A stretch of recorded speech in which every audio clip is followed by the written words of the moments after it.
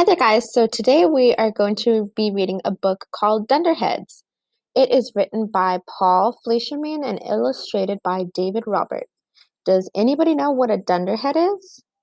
It is a person who seems stupid or foolish. Dunderheads might also be called dunces or nitwits or blockheads. So I'm curious about the title. I wonder why somebody would write a book about people who seem stupid or foolish. Maybe there's more to them than first appears. Let's read to find out.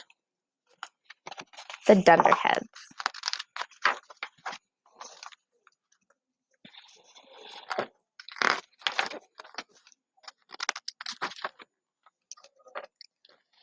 Never, shrieked Miss Breakbone, have I been asked to teach such a scraping together of fiddling, twiddling, time-squandering, mind-wandering, doodling, dozies, don't-knowing dunderheads. That was her first mistake, the insult. Mistake number 2, no eye for talent. An easy mistake to make, in our case.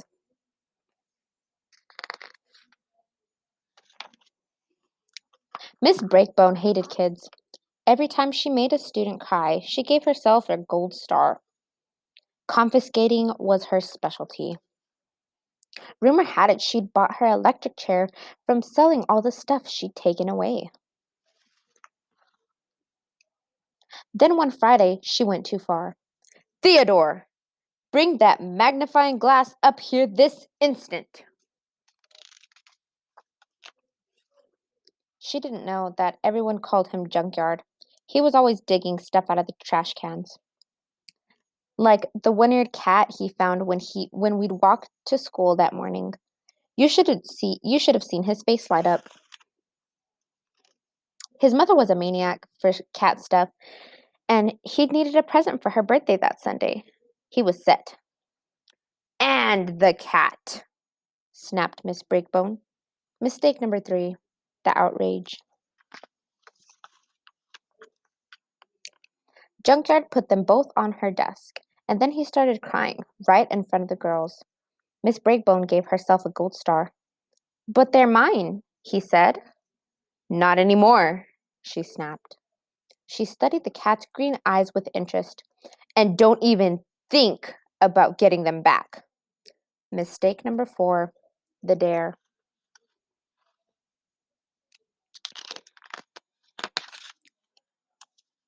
She locked them in a drawer and smiled. Junkyard looked my way, begging me. I knew what he wanted. Everyone called me Einstein because I was a whiz at solving problems, but something told me that this would be tougher than anything I'd ever tackled. I thought it over, then I nodded. I'd show her what a few dunderheads could do.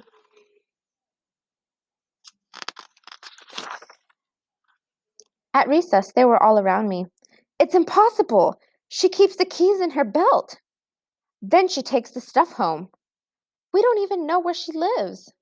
She reads Guard Dog Lovers Monthly. I was going to need help. Lots of it.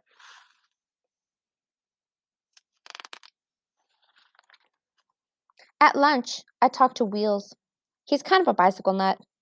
He'd put 48 extra gears on his bike that summer, not to mention a reclining seat, turn signals, speaker, and a water fountain.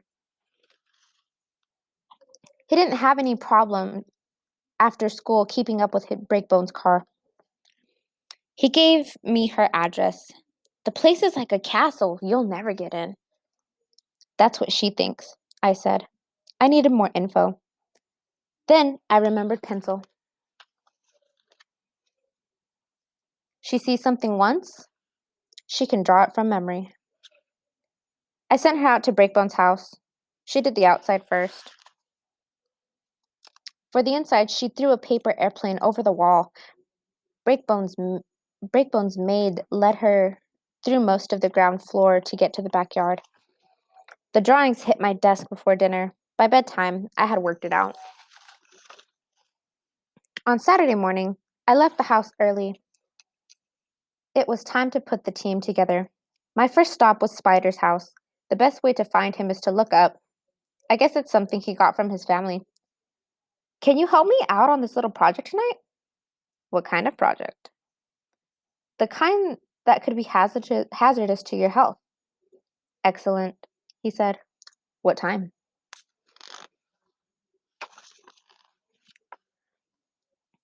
I walked around the block to Hollywood's. She got every movie that was ever made and has watched them all 11 times. I had a feeling she'd come in handy. You busy tonight? It's Saturday. Of course I'm busy. I'm going to the movies. What do you think? Then I'm coming home. And first I'm going to watch. It took some doing, but I talked her into it. Spitball was a little tougher. He could spit farther than anyone in the school until a new kid had moved to town last spring and beaten him by an inch and 3/8. He was still shaken up. I don't know, he moaned. What good would I be? Plenty, I said. I've got a slot just for you. I signed him up. Likewise, the rest of the crew.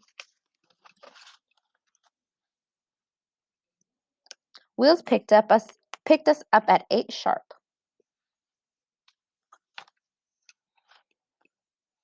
When we got there, we were in luck. Bad luck. Breakbone was having a party.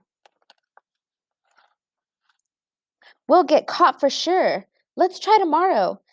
Junkyard needs that cat tomorrow, I said. We're going in tonight. I turned to Spider. See if anyone's in the backyard.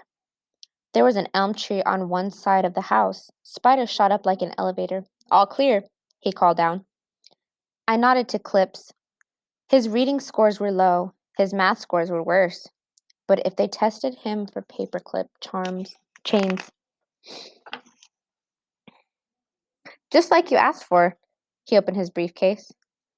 2 8-strand 10-footers, fisherman's weave, with grappling hooks.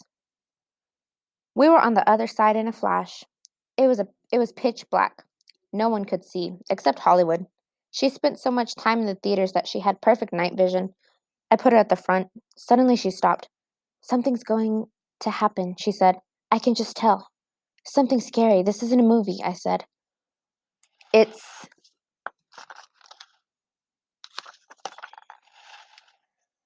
That's when the 4 guard dogs charged towards us. Pencil had told me all about them. I looked back at Junkyard. Now!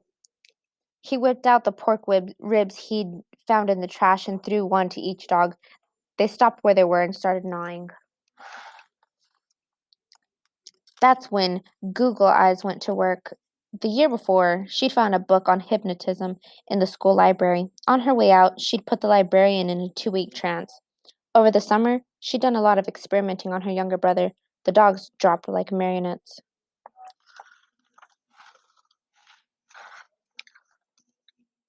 We slipped into the garage. Over here, said Clips. And there they were, in a box marked cell. The phones and the pocket knives and the radios and everything else Breakbone had taken that year. Everything, that is, except the one-eared cat. Maybe it's worth something, said Junkyard. I'd already had the same thought. My guess is she would put it in a safe. We'll need to go in. If only we knew what room the master bedroom, said Hollywood. Obviously. She was annoying, but she gave good advice. I studied Pencil's plans. 2nd floor. We crept out. Suddenly, the motion lights hit us.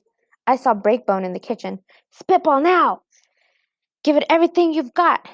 He popped a piece of bread in his mouth, gave it a chew, took a huge breath, then spit towards the house.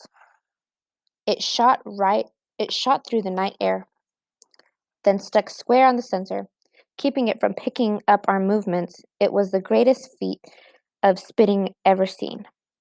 Nice work, I said. The lights went out. The house is full of people, said Junkyard. How do we get in?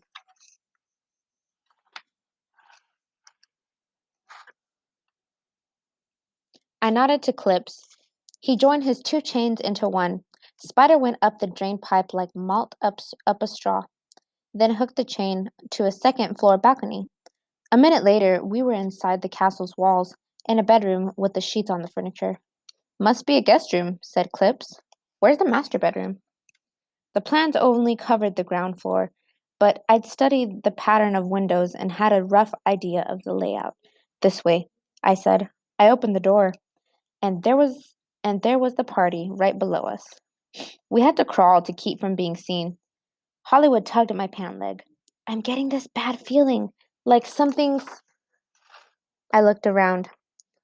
A maid was coming up the stairs straight towards us. Spitball saw her too. He gathered his saliva and took an aim at an emptied glass down below. Direct hit. It fell to the floor and shattered. Josephine! Shouted Breakbone. Clean this up first! The maid turned around. It wouldn't take long for her to clean up the glass. We'd have to be fast.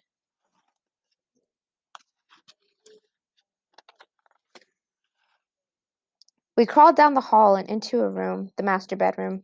The safe's always behind the painting, said Hollywood. I lifted the only painting off the wall. No safe.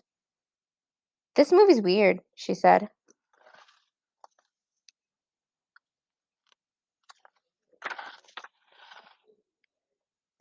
The maid will be back any second, I said. Everybody look. Clips only thinks about paper clips. He saw one on the floor, bent down to get it, and bumped his head into a wall. And suddenly that section of the wall turned around, and there before us was a bolted down strongbox. Cool, he said. The box was locked. It was Nails' turn to shine. He spends a lot of time on his fingernails, filing them into different shapes. A saw blade, screwdrivers, letter opener, and keys. Unfortunately, none of them fit the lock. Fortunately, he keeps one long and untouched, just for special occasions. With his clipper and his file, he turned it into a custom key. The box opened, and there was the cat. Back to your owner, I said. I tossed it to Junkyard and dropped a little something in its place. Now let's scram.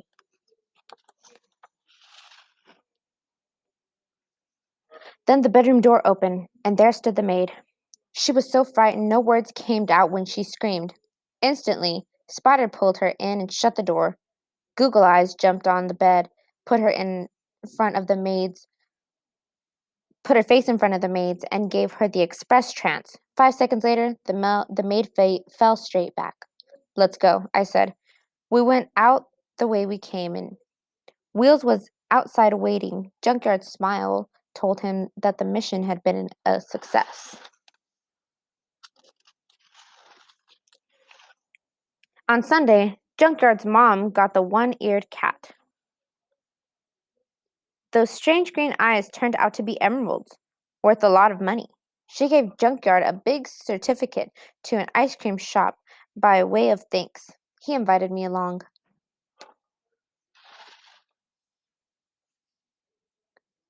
There's just one thing I've been wondering, he said. What was that you put in Breakbone's box? Just a little letter to our teacher, I replied. Thank y'all for watching.